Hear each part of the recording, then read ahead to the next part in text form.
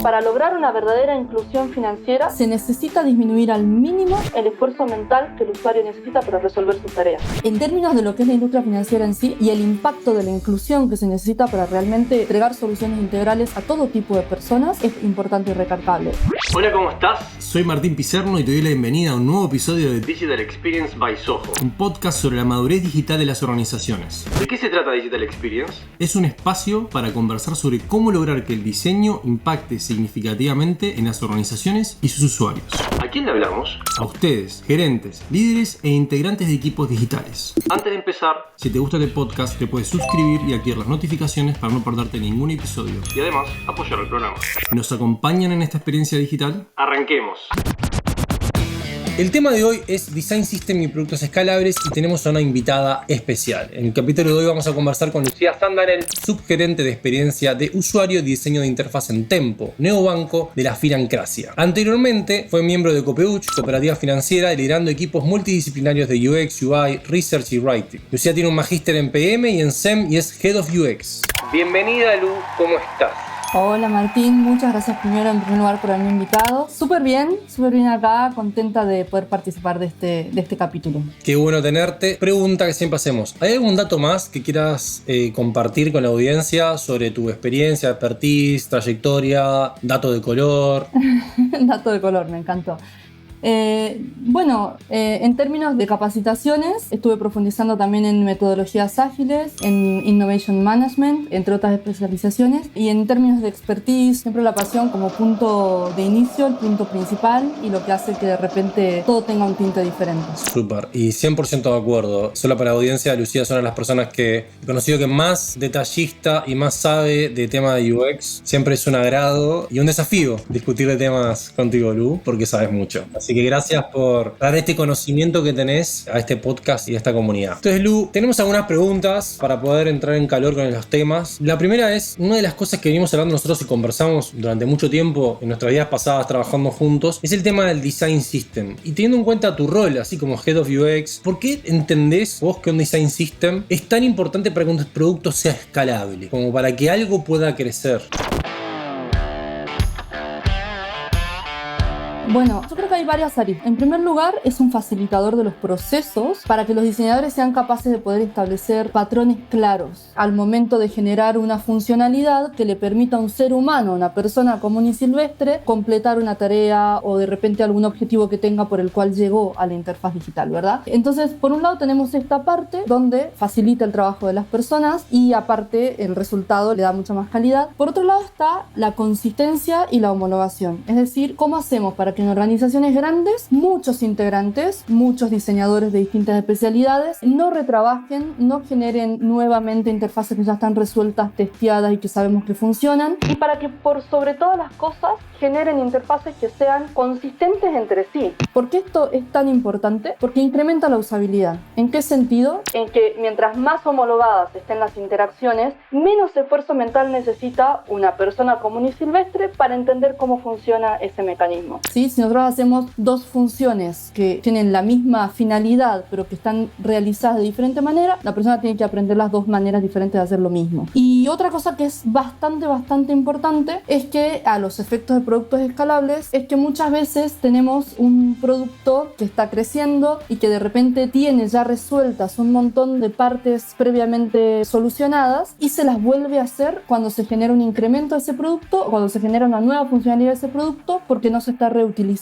lo que previamente ya se resolvió y ya se testeó. Entonces, obviamente mejora los procesos, genera consistencia, coherencia, velocidad, porque de repente empezamos a reutilizar elementos que ya sabemos que están bien, o sabemos dónde actualizarlos cuando hay uno que descubrimos que tiene una oportunidad de mejora, entonces los actualizamos de una sola vez en varios lugares y al mismo tiempo, digamos, disminuimos el esfuerzo de todos los equipos involucrados porque esta lógica de reutilización se empieza como a implementar en todos los procesos de las distintas especializaciones, no solamente del diseño. Entonces, disminuye el time to market, como en términos de negocio, ¿no? Voy a intentar hacer como una especie de resumen, porque vos me conocés, creo que todos los diseñadores somos bien en visual, pero a mí me cuesta mucho y soy mucho de la visualización. Un poco entendiendo la lógica de lo que estás planteando, lo veo como 3 niveles.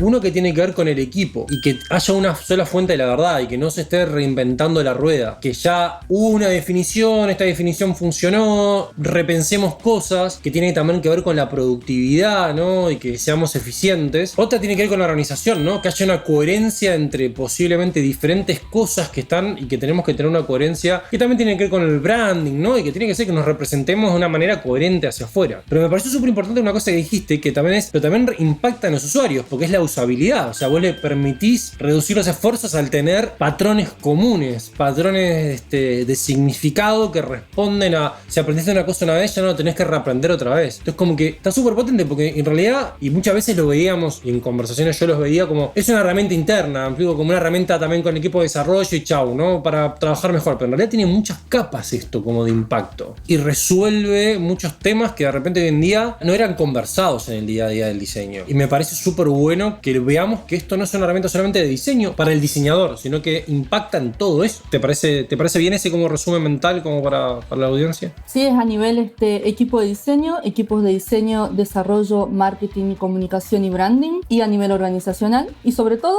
de cara a los usuarios, que son a quienes queremos impactar más que nada, ¿no? Con nuestras soluciones. Uno de los referentes de esto del Design System, podríamos decir, yo no sé si podría decir que es el inventor, pero al menos uno de los que hemos tomado como unos grandes referentes es Brad Frost, ¿no? Con todo el tema de Atomic Design. Para los que de repente no conocen tanto, en tu experiencia, que yo sé que has seguido y has hablado con Brad, ¿cómo se relaciona el Atomic Design con el Design System? O sea, porque hoy se habla muchas veces y son sinónimos o se pueden vivir separados, estamos hablando de lo mismo, estamos hablando de cosas diferentes.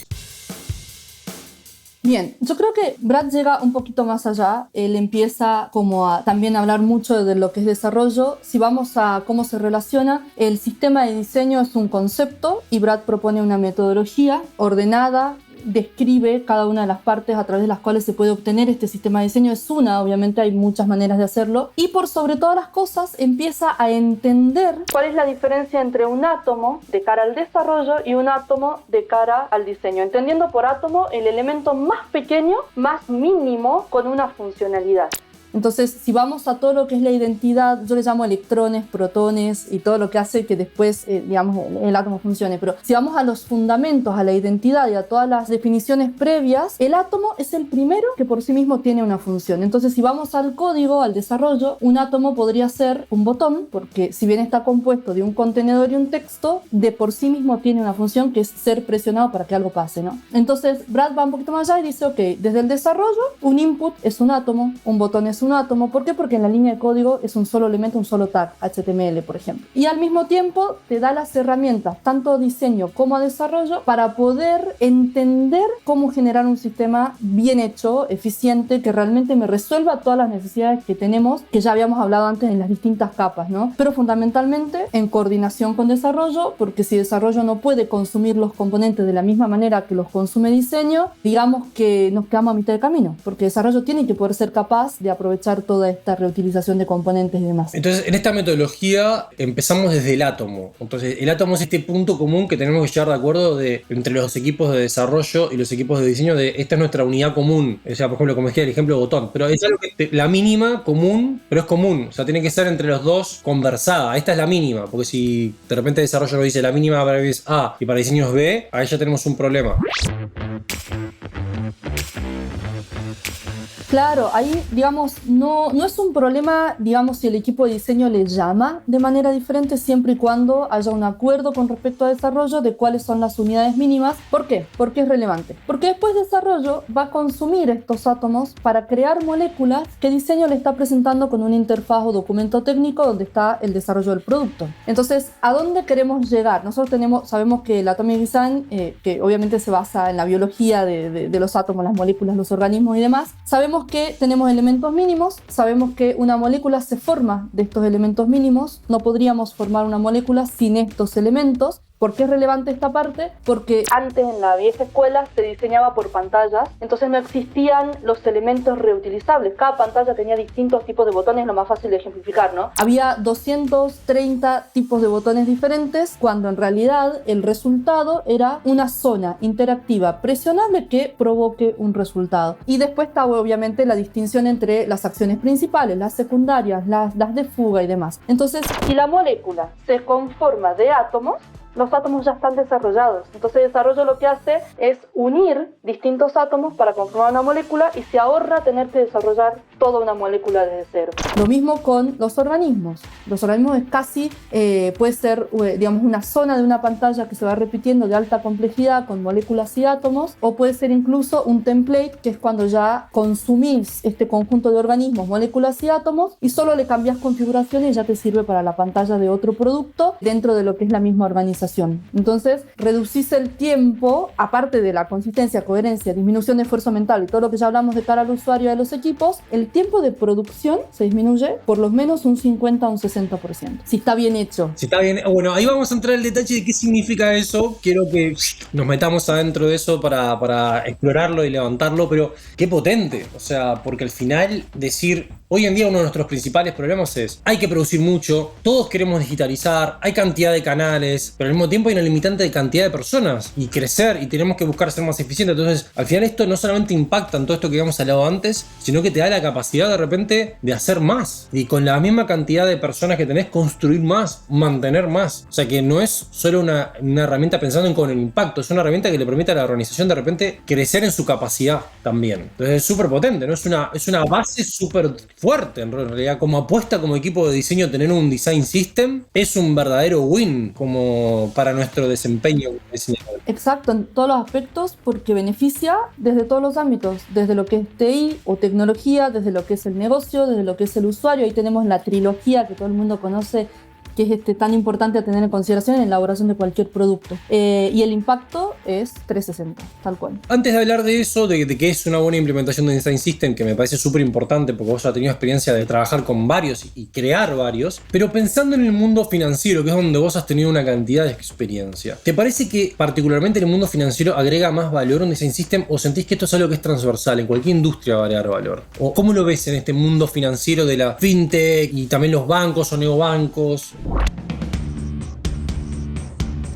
A ver, yo creo que agrega valor en todas las industrias, pero hay un punto súper interesante a tener en consideración, y es que es muy fácil que las industrias financieras, donde existe mucha mayor dificultad de comprensión, se dejen afuera a muchas personas. Es decir, para lograr una verdadera inclusión financiera, se necesita disminuir al mínimo el esfuerzo mental que el usuario necesita para resolver sus tareas. Entonces, en términos de lo que es la industria financiera en sí y el impacto de la inclusión que se necesita para realmente, digamos, entregar soluciones integrales a todo tipo de personas, es como particularmente importante y recargable. Si nosotros vamos a algo que es solo esparcimiento, el esparcimiento se puede resolver desde un montón de maneras. Si vamos a algo que es más cotidiano, hay distintas maneras de hacerlo, pero en términos de lo que es financiero y sobre todo después de los últimos acontecimientos mundiales, no hay otra manera de hacerlo si no es a través de una interfaz digital o de varios tipos de complemento de varios tipos de canales. Entonces el impacto en la industria financiera es como mínimo muy recalcable respecto a las otras industrias. Qué importante esto, porque hablaste ahí y voy a sumar una capa más a lo que hablamos, y es la capa social a la que puede atacar un design system, ¿no? Que es eso, porque finalmente, y todos hemos sabido que antes la regla que teníamos en el diseño era el 80-20, ¿no? Diseñamos básicamente para la gran mayoría de la masa, porque no podemos resolver todos los casos y tenemos tiempos limitados, pero ahí siempre, obviamente, pecábamos muchas veces de dejar afuera una cantidad de gente. Y con el tema de la inclusión financiera, no es solamente temas de accesibilidad, sino también temas de, probablemente, de aprendizaje, de repente hasta de personas que de repente no tienen por qué ser tan desarrollado su conocimiento financiero o su conocimiento en general, nivel educativo. Entonces es súper potente que nosotros con un Design System también podamos decir, estamos impactando un tema social también, que es inclusión financiera, poder hacernos cargo como equipo de diseño de aportar a la inclusión financiera, que de repente muchas veces nos lo cuestionamos nosotros, ¿no? ¿Cómo es el impacto social cuando estamos trabajando con un equipo de diseño dentro de una institución? Que de repente no es que, bueno, voy a hacer voluntariado o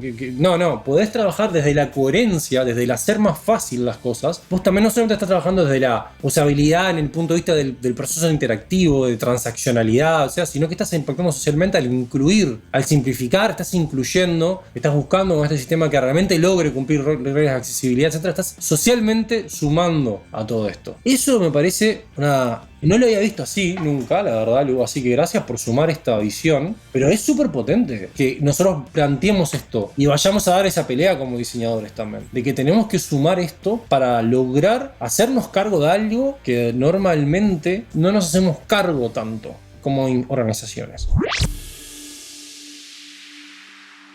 Exacto, ¿no? Tal cual. Y ahí vos nombraste también accesibilidad. O sea, la inclusión y la accesibilidad se pueden lograr de una manera coherente mediante un sistema que ya se piense desde su nacimiento, desde sus orígenes, con estos valores. Desde el punto de lo que es ya el objetivo o lo que quieren hacer realmente los diseñadores, que yo creo, esto es una opinión muy personalísima, pero yo creo que sin inclusión, sin impacto social y sin accesibilidad, no estamos haciendo una gran tarea o una tarea de las cuales podamos sentirnos orgullosos. Y por otro lado, me pareció bien interesante algo que comentaste acerca del 80-20. Yo creo que sí, podríamos decir que antes se pensaba, digamos en la vieja escuela, podríamos decir que se pensaba como que, resolvamos el 80-20. Yo creo que hoy en día, incluso, obviamente, para algunos aspectos esa regla de alguna manera sigue dependiendo de muchos otros procesos que están involucrados y que por ahí no tienen tanto que ver con la usabilidad o con la accesibilidad o con todos los aspectos de la experiencia, pero también hay algunas situaciones en donde ojalá si hay un n igual a 1 podamos pegar un análisis, porque quizás con poco esfuerzo se puede lograr que mucho más que el 80% sea capaz de poder resolver una tarea en una interfaz digital. Y te digo con poco esfuerzo porque muchas veces una decisión de color, por ejemplo, acompañada de un tipo de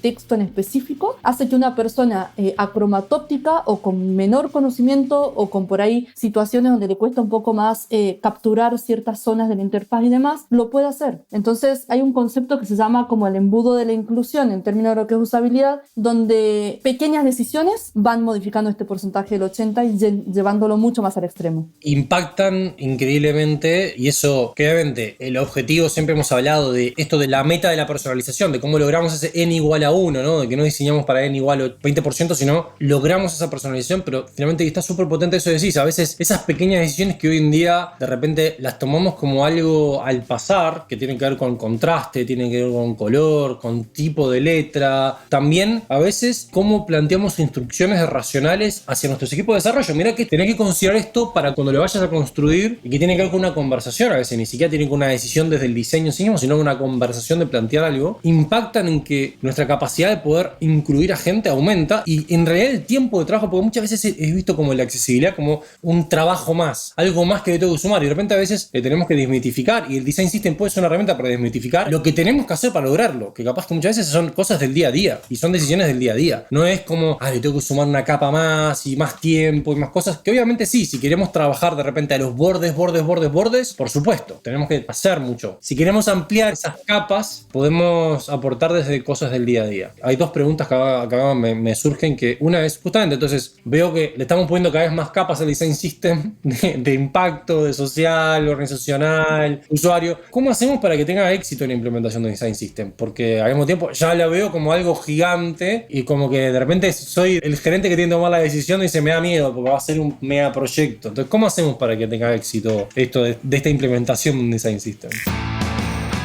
Bien, esa es una gran pregunta, la verdad. Yo creo que lo principal es poder hablar con todas las partes de la organización para que se tome conciencia de todas las capas y de todos los beneficios. Por supuesto, va a haber tipos de destinatario de nuestra comunicación o nuestra evangelización que se van a interesar mucho más por el impacto en la velocidad, en la eficiencia y el valor o el time to market. Va a haber otras partes de la organización que se van a interesar por la facilidad en los procesos en los que trabajan las distintas partes del equipo, los distintos tipos de diseñadores transversalmente. Entonces, yo creo que lo más importante es darle a cada destinatario de esta evangelización transversal que es necesario hacer, lo que necesita para entender el valor de implementarlo. Porque claramente, si yo le digo, por ejemplo, no sé, de repente a alguien de áreas más comerciales, no, con esto disminuyo el esfuerzo mental de los usuarios al momento de pagar una factura, muy probablemente me diga, bueno, sí, dale, no sé, no estoy tan convencido, quizás pasan 2, 3, 4, 5 meses hasta poder lograr que haya realmente una acuerdo donde podamos empezar a planificar esta implementación. Pero si a esa persona le decís, ok, yo con la mitad de las personas te puedo hacer el doble y aparte entrego productos de mejor calidad. Los ojitos de peso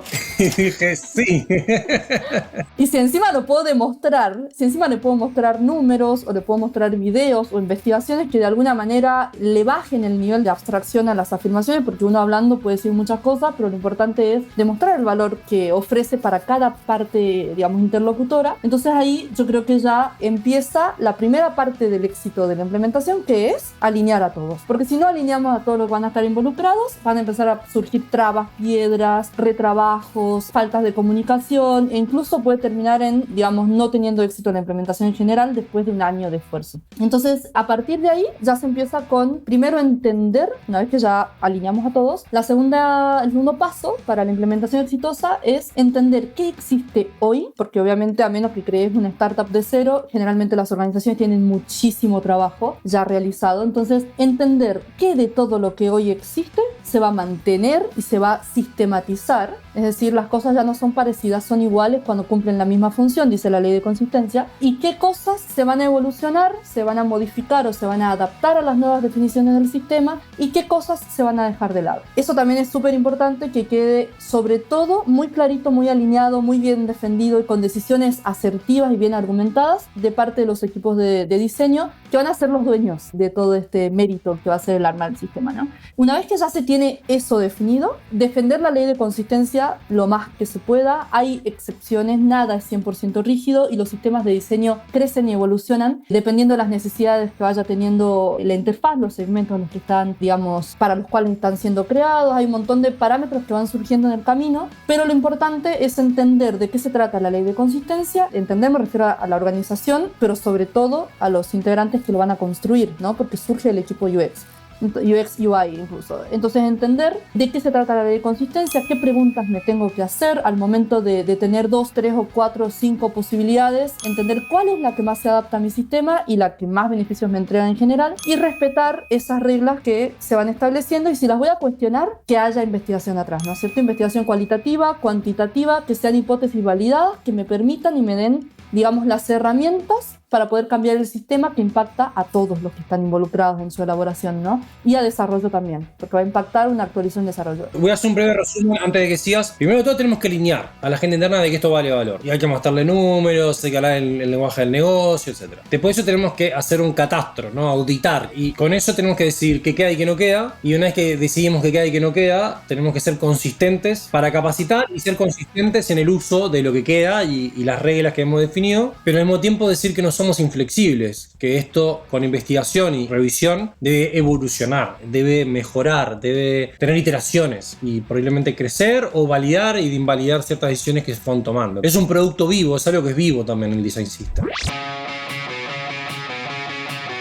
Exacto, es vivo y tiene que serlo, porque imagínate que tomemos una decisión desacertada, digamos en algún momento atrás que me definió 10 componentes o 20 o 50 componentes, yo tengo que poder ser capaz de corregir eso para que el impacto transversal en la definición del producto se corrija, ¿no? Para evitar ese error. Entonces sí, es algo vivo, pero tiene que tener una justificación, tiene que tener una ciencia atrás. O sea, no es porque yo lo piense o porque a mí me parezca o porque me gusta más o menos, sino porque lo puedo corroborar, lo testeé, vi data, investigué y chicos, tenemos que cambiar esto. Y lo otro ya sería la parte donde, y esto ya es un poquito paralelo, ¿no? La parte donde se empieza a crear la estructura o la base desde el código. Y esta base tiene que ser coherente, tiene que haber un puente súper claro acá, porque desde el código nosotros tenemos que poder ser capaces de leer, digamos, la interfaz o el diseño técnico de los diseñadores, de los UX y demás, y poder consumir mi sistema desde el repositorio que yo haya creado, de la misma manera que se crea la librería o el sistema de diseño para los diseñadores. Entonces tiene que ser coherente y consistente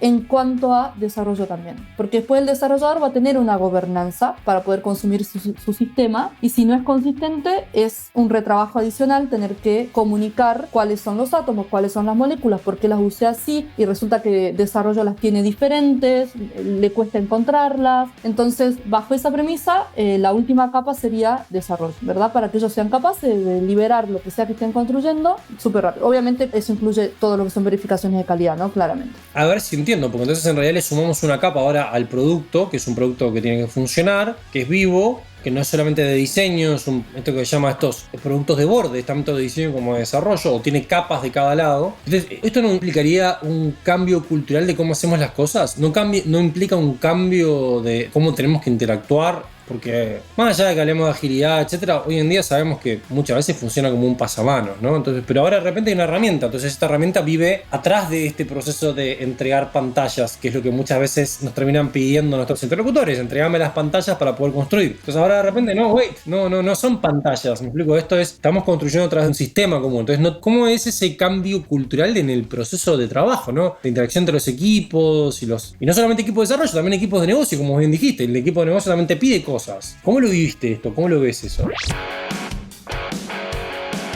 Bueno, en primer lugar, es parte de las alineaciones iniciales. No solamente se habla con los equipos comerciales, también necesariamente hay que hablar con las áreas de tecnología, hay que hablar con los líderes de tecnología, con todas aquellas personas que lideran y de alguna manera llevan también a los equipos que van a construir, y también llegar a acuerdos con ellos y generar procesos. Entonces, eso es previo. El cambio cultural se tiene que hacer sí o sí. Pero para eso es necesario, antes de empezar incluso, llegar a acuerdos, generar gobernanzas y entenderse con todas las áreas involucradas, sobre todo tecnología, negocio y experiencia. Son las tres áreas más importantes a impactar, porque son las tres más beneficiadas, claramente, aparte del usuario, ¿no? Como el destinatario final de todo lo que se hace. Son los tres pilares que van a sostener la experiencia del usuario. Exacto, porque el negocio va a esperar obtener algún beneficio de esto, el usuario necesita la mejor experiencia para que seamos, aparte del mejor producto, un producto competente, pero además que le resuelva sus necesidades, y al mismo tiempo tecnología, porque ellos lo construyen y sufren todo el proceso de poder llevar a la luz todo lo que se ideó, todo lo que se generó previamente. Así que esa alineación inicial, fundamental. Ahora, en términos de lo que es el cambio cultural, efectivamente es uno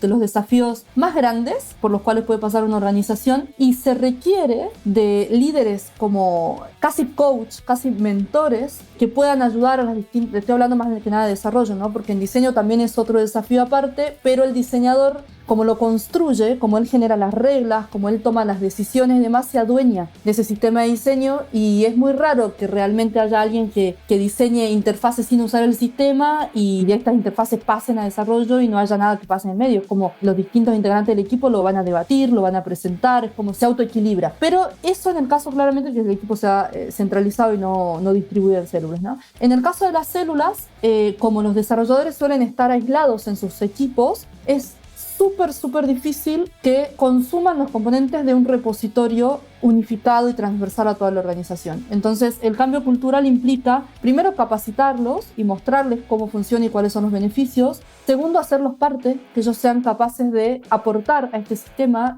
sean capaces de proponer incrementos a un componente, crear nuevos componentes y oponerse a crear un nuevo componente y participar de algunos debates. Eso los hace dueños de ese sistema. Y por último, que haya una regulación de la calidad que permita entender estas entregas o estos deliveries que se están liberando, ¿realmente están respetando el sistema? Si no lo están respetando, ¿cuál es el motivo atrás y de qué manera podemos resolver ese motivo para que se use el sistema? Porque es como, ¿viste cuando empujas el dominó y se te caen todas las piecitas? Una sola persona que no respete el sistema va a estar generando muchísimas pantallas. Sí, que se repliquen y de repente incluso te puede pasar una mala práctica, que alguien ve un componente y piensa que ese componente está y lo sigue reutilizando y se te empieza a hacer crecer el error. Ahí, Lu, porque teniendo en cuenta esto que estás diciendo, ¿no? Vemos que en realidad ya esto no es simplemente una librería de componentes que usamos en Figma o en cualquier Sketch, whatever, sino que ya empieza a ser algo, como estás diciendo, es un proceso, es una herramienta, es un cambio cultural, es una gobernanza. Entonces, ¿quién es el dueño? ¿Quién se hace cargo de esto? Porque hablamos del equipo de diseño y el equipo de desarrollo, pero ¿es el mismo equipo de diseño, el mismo equipo de desarrollo, el que está trabajando en la célula, que además tiene que estar manteniendo el design system? ¿Cómo te parece a vos que tiene que vivir esto? Porque la verdad, se empieza cada vez de vuelta. Empiezo a verlo y digo, wow, esto va creciendo, ¿no? Y sí, encima a medida que vaya creciendo el sistema, va creciendo mucho más. A ver, lo recomendable, lo que yo considero súper recomendable, es que haya un equipo que esté compuesto por las distintas especializaciones que son capaces de mantener este sistema y que sean de alguna manera los responsables de no solamente conservarlo y cuidarlo e incrementarlo, porque sabemos que es vivo y demás, sino también de facilitar el uso a todas las personas que los estén usando, tanto de diseño como de desarrollo, y generar los procesos necesarios para dar de alta a una persona que recién llega y que tiene que de repente aprender a usar esto. En algún momento escuché el concepto de diseñar un sistema de diseño para los diseñadores, ¿no? que el diseñador no sea un dolor consumir un componente de un organismo, que no lo pueda desarmar, que no lo pueda configurar, que romperlo implique directamente ya no respetar el sistema. Entonces, si hay un equipo que esté destinado a facilitar, a incrementar, a asegurar la calidad, eso es lo ideal. Y aparte también a evangelizar y hacer los onboarding necesarios para todos los que vayan llegando. Eso sería lo ideal. Quizás en las etapas tempranas los mismos equipos se apropian, los mismos equipos se van de alguna manera equilibrando porque todavía es pequeño y todavía es controlable. Pero después sí, al menos yo recomiendo un equipo que esté enfocado a la preservación y a la gobernanza de este sistema. ¿Cuál entendés en tu experiencia que es como la frontera? ¿Es un tema de cantidad de diseñadores? ¿Es un tema de cantidad, el tamaño del design system? ¿Es un tema de cantidad de flujos? ¿Cómo definís esa frontera donde decís, hasta acá como equipo lo podemos mantener, más allá de acá yo tengo que ya empezar a tener a alguien dedicado a que se mantenga esto?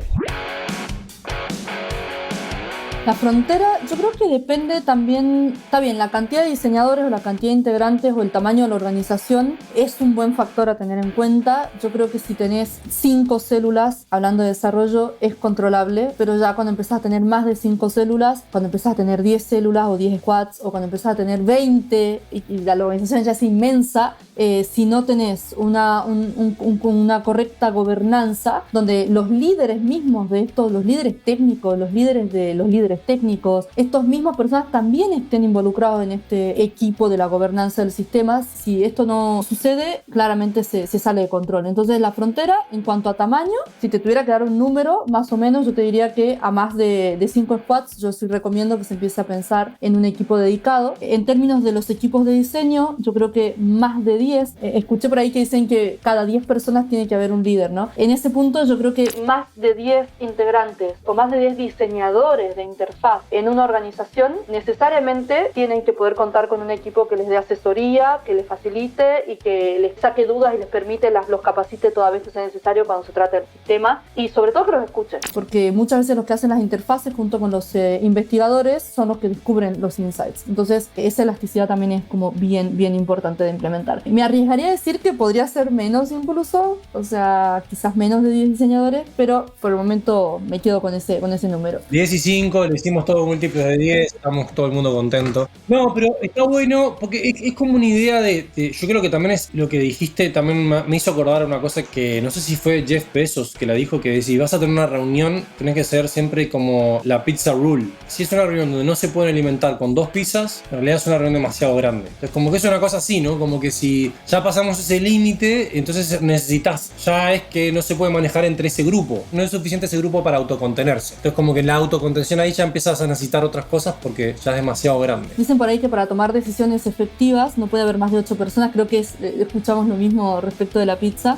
Y vos fíjate, ¿no? Los debates se vuelven ya, termina siendo mucho más difícil llegar a conclusiones, sobre todo si son todos de la misma especialidad y todos tienen su propia impronta. Entonces ahí es cuando se necesita como proceso dual track, trial track, tetra track, no sé, como todos los tracks necesarios para potenciar la elaboración de las interfaces de manera asertiva sin caer ya en debates demasiado grandes, cuando en realidad la solución es de cara al usuario y no de cara a la persona que la está generando. Últimamente he leído mucho, no sé por qué me han aparecido muchas noticias, capaz que es por lo que me escucha mis dispositivos de lo que hablo, pero de cómo la inteligencia artificial va a impactar en el diseño y hablaban justamente de todos estos sistemas inteligentes que nos van a permitir diseñar más rápido, con machine learning a aprender lo que los usuarios hacen clic y les sirve o no les sirve, incluso cruzados con otros sistemas. Entonces se viene todo un modelo bastante interesante de inteligencia asistida o por ejemplo de diseño asistido por la tecnología. Pensando en eso, ¿cómo ves el futuro del design system? ¿Hacia dónde te parece que va a crecer este producto de diseño?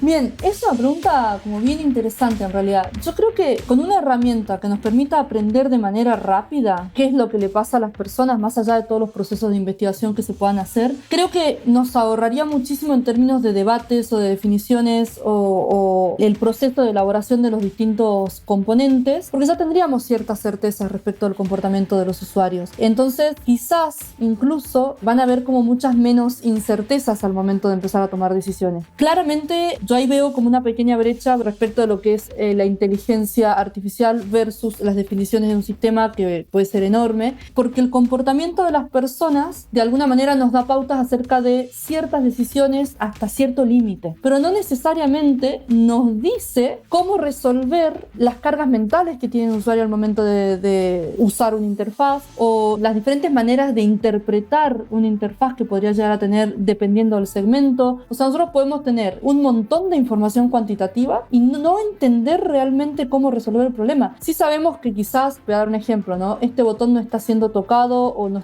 hay un comportamiento esperado de acuerdo a toda esta información de Machine Learning o lo que sea, o de repente podemos conocer eso, pero hay que indagar más. Ahora, si vos me decís que la inteligencia artificial me va a hacer una especie de ABC testing de manera instantánea y que va a implementar de manera instantánea la alternativa que yo sé que convierte más, entonces creo que puede quedar potentísimo todo lo que crearíamos en un sistema de diseño, porque crearemos un sistema que es vivo y en directo. Entonces creo que, en mi opinión, de acuerdo a lo que puedo visualizar en este momento, lo veo como por ese lado. O sea, inteligencia artificial haciendo que lo vivo de un sistema de diseño se actualice en vivo y en directo. Me parece súper potente esa visión de la experimentación y esta evolución del design system de una manera más natural, no tan de repente hoy en día cargada a procesos interactivos nuestros de tener que testear, validar, sino que sea alguien que nos permita hacer que eso crezca. Ahí aclarar, nunca dejar de escuchar al usuario, nunca dejar de escuchar lo que a la persona le pase de manera cualitativa, pero sí veo algo muy potente en términos de acciones más simples o de conversión directa, donde, voy a tirar un ejemplo, ¿no? La inteligencia artificial nos dice, ok, a partir de ahora todos los botones de conversión son verdes y eso se nos actualiza en la librería de diseño y en la librería de desarrollo y ya está, ¿se entiende? Eso lo veo como súper potente. Como ese rol también de auditor continuo le puedes dar a la inteligencia artificial, ¿no? Que no tenga que haber alguien auditando, sino que también la inteligencia esté auditando que todas las componentes, la ley de consistencia, por ejemplo, se la podemos cargar a una inteligencia artificial de repente. Exacto, accesibilidad. Accesibilidad, cumplir las reglas de accesibilidad, cantidad de esas cosas y dedicarnos nosotros de repente más a esos casos de borde y resolver los casos de borde. Y los casos más normales los puede resolver la inteligencia artificial. Voy a cambiar la tónica un segundo porque ahora nosotros acá hay una pregunta que siempre nos interesa porque claro, nos sentamos acá a hablar y la gente puede decir, bueno, estos chicos que tienen mucha experiencia, acá han venido, pero todos sabemos que el verdadero aprendizaje surge de la experimentación y la experimentación surge del error. ¿Cuál dirías que ha sido tu big fail de aprendizaje que has podido plasmar en tu carrera? Aquella cosa que digas, esta fue mi experimentación que no salió bien, pero que me enseñó más y que yo pude con eso aprender más como para estar donde estoy hoy en día como head de un equipo de diseño, en una empresa pujante y que está creciendo y que está intentando romper esquemas. Bien, yo creo que lo más importante, lo que yo más aprendí en base a este big fail que comentás, es nunca dar por sentado que mi interlocutor está alineado cuando me dice que sí, que está alineado.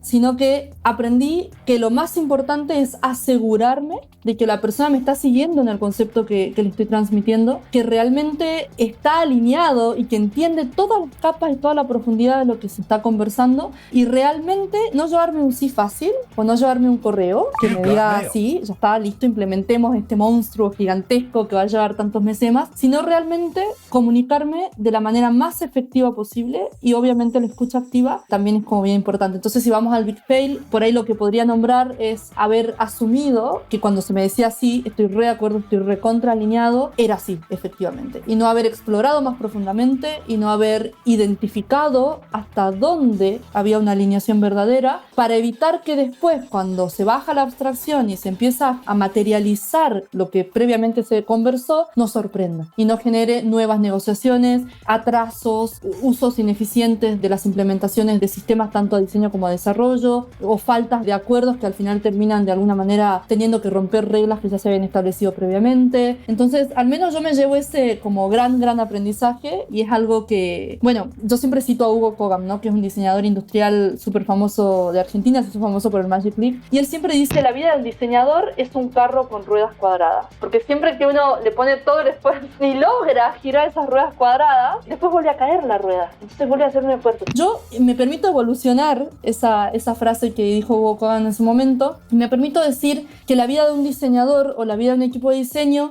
es empujar solos el carro, y el carro es pesado. Entonces, si no están todas las partes, porque de la experiencia somos todos responsables, la experiencia del usuario, el impacto del negocio, somos toda la organización responsable. Entonces, si no estamos todos juntos empujando este carro, que al principio quizás es difícil, pero después se empuja solo, si no damos el envión inicial todos alineados y hacia la misma dirección, lo más probable es que no se termine no pudiéndose implementar, y aparte termine no pudiendo ser posible incrementar la madurez de la organización, que un poco, mientras más madura está la organización, más resuelto tiene el sistema de componentes, porque se va ya a la parte más estratégica, más de negocio. Las madureces organizacionales en UX son puramente estratégicas en sus estadios más altos, no tanto de elaborarse, ¿entiendes? Entonces ahí el carro empieza a ser ya una carreta, de la carreta pasamos al auto, del auto pasamos al tren y andamos en tren. De a poquito. Paciencia, al resto que nos están escuchando, paciencia, hay que empujar el carro, como dice Lu. Hay que animarse y primero empujar el carro, no subirse arriba del carro y esperar que lo empujen a uno. Lu, tenemos una sección en la que quiero pasar, que me gusta mucho, es muy divertida, que es, te vamos a pedir 3 consejos que le des de tu experiencia con Design System o con la gestión de equipos de diseño, 3 puntos claves para el éxito a estos gerentes o líderes que nos están escuchando en 3 minutos. Entonces, tenés 3 minutos para 3 consejos. Todo tuyo.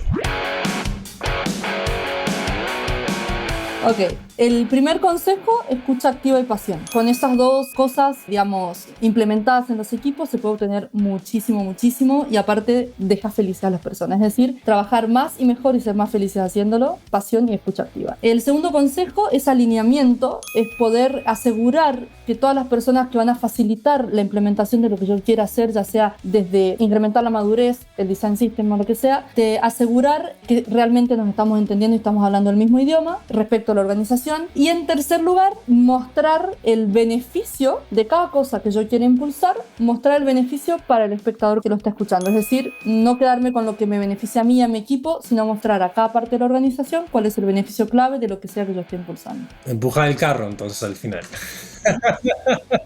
O instalar cómo empujar el carro, ¿no es cierto? Instalar esa mentalidad, ese cambio de mindset en cómo empujar el carro. Y visiones holísticas, bueno, esto ya no es parte de los consejos porque ya pasé esa etapa, pero la visión holística, el poder ver cómo distintos factores que intervienen, no solamente las capas de las que hablamos, se interrelacionan entre sí y cómo eso facilita los procesos y demás. Lu, si la gente quisiera contactarte para poder charlar sobre Design System, o si hay alguien que quiere poder conocer más de tu expertise, un diseñador que quiera tener una mentora para poder desarrollarse en su vida, ¿dónde puede contactar el público?